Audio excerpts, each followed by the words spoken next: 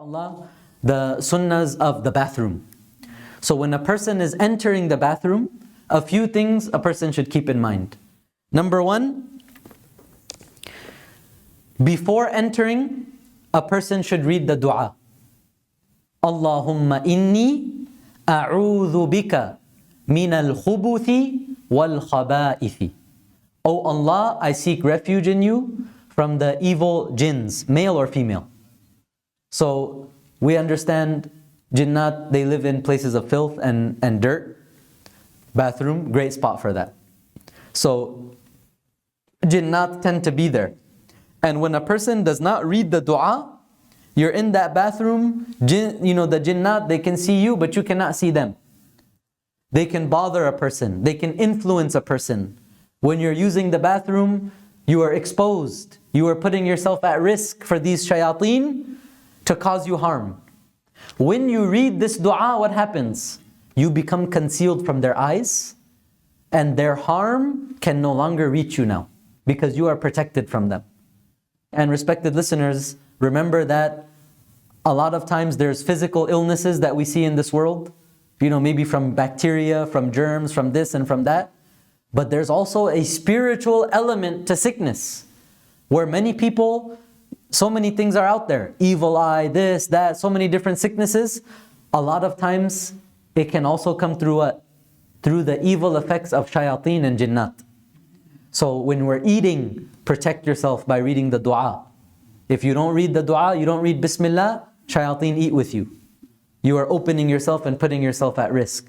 When you go to the bathroom and you don't read the dua, you're putting yourself at risk. So you should read the dua, you will put an end to the evil and the harm which the shayateen and jinnat can cause you. Second thing, you enter the bathroom with your left foot. So you read the dua, you will enter the bathroom with your left foot. It is also a sunnah and highly recommended. The head should be covered when going to the bathroom. So a sister can throw on a quick scarf, and brothers can put on a head covering before entering. Another important thing, for the sake of cleanliness, as bathrooms, there could be splashing, there could be impurities and things of that nature. To wear slippers in a place where there could be wetness, this is recommended for cleanliness, to avoid najasa or impurities getting onto the feet. And of course, when using the bathroom, a person should sit down. A person should never stand up and use the bathroom. And another great sunnah that the Prophet ﷺ would do when using the bathroom, the Prophet ﷺ would never remove the garment while he's standing straight up. Because if you remove the undergarment while you're standing straight up, what happens? You are more exposed. Because your body is completely open and you're standing full and the lower garment is down. It's more exposure of your body. So the Prophet ﷺ لم يرفع ثوبه حتى يدنو من الأرض. The Prophet ﷺ, he would only remove the lower garment when he was crouched down, squatting and close to the ground. Now when you remove the undergarment in that position, you're not really exposed too much. You can't really see much there. You're covered still because you're crouching now, right? Or sitting on the toilet if you're sitting on the toilet. So this is another great sunnah that we should do. And lastly, when we're leaving, of course, the istinja, all of that, that's there, using water. And when a person leaves, you exit with the right foot. And you will then read the dua. Alhamdulillahi alladhi adhaba anni al-adha wa afani. All praise be to that Allah who removed harm from my body. Wa afani, and He granted me safety, He granted me security. Because subhanallah, you can imagine when a person has illness, right? A simple thing like using the bathroom, right? A simple thing like removing the toxins out from your bathroom, it can be a very painful experience, a time-consuming experience. It can be something that is a cause of great taklif and distress just to use the bathroom, right? Imagine so many people in the world, before going to the bathroom, they have to think twice. Should I go or should I just hold it? Because of the pain and the distress.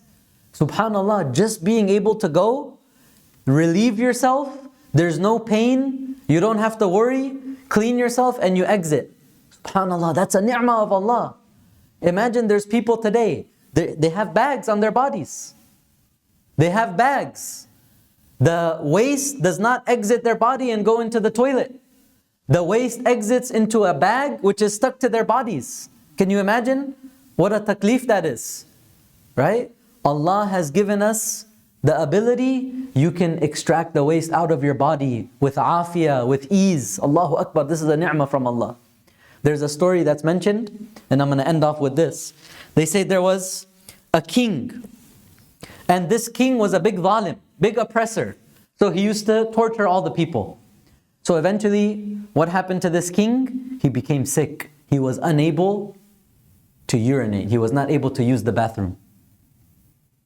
So he started going to all the doctors of his town. He said, this is my situation. I need help. Do you have any medication? Can you do a surgery? Is there any remedy for this problem that I have? I can't use the bathroom. I can't urinate. I'm in pain. Help me. What can I do to fix this issue? So he goes to one person, goes to the other, goes to the other. And each of these doctors, right, the surgeons, they said, this zalim guy, we could do the surgery for free right now. But because this guy was such an oppressor, each one of them is saying, 5 million, 20 million, 30 million.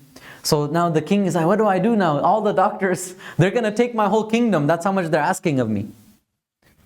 So one day, one of the people, he's hiking and he sees by the riverside, the king is sitting there. He has his hands covering his eyes. He's crying, he's weeping. He said, King Saab, you have so much money. If you pay 20 million for your surgery and relieve yourself of this pain and your medical condition, you still have so much money left. You have your palaces, you have all that. Why are you crying for 20 million? It's easy for you to pay. Pay it and get your ilaj. Get your remedy done. What are you crying about? He said, Bhai Sahab, I'm not crying because I'm afraid to spend my 20 million. I'll spend my 20 million in a second. It's not a problem for me. He said, the reason why I'm crying is because I am remembering that I'm 50 years old. For 50 years, I used the bathroom and Allah never charged me a cent. Now when I want to use the bathroom at the ihsan and at the expense of creation, the human beings, they will charge me $20 million. But when Allah did it for me, how many years? 50 years? Allah did not charge me a penny. But now when my health is in the hands of these people, for 20 million, just so that I can go to the bathroom. Allahu Akbar. So reading this dua, you're expressing your gratitude. Ya Allah, you gave me a healthy body. There's no pipes inside of me. There's no bags inside of me. How would I use the bathroom in such distress? Ya Allah, you've made it easy. Alhamdulillah alladhi adhaba anni al-adha wa afani. Quick recap. You enter the bathroom, you enter with your left foot. You read the dua, Allahumma inni a'udhu bika min al-khubuthi wal khaba'ith. If I miss something, please let me know. Preferable to have the head covered. When you go inside, you will wear slippers in case there's najasa or impurity on the floor. You sit down to use the bathroom and preferably remove the garment when you are low to the ground. Istinja, use water, clean, everything. And when you are exiting, you exit with the right foot and then you will read the dua, Alhamdulillahi alladhi adhaba anni al-adha wa afani. Subhanallah, how a person becomes connected, so grateful, so close to Allah, just through using the bathroom. May Allah subhanahu wa ta'ala grant us the tawfiq and the value for every sunnah and bring it alive within our lives. Wa akhiru da'wana anil hamdulillahi rabbil alameen. Jazakumullahu khairan.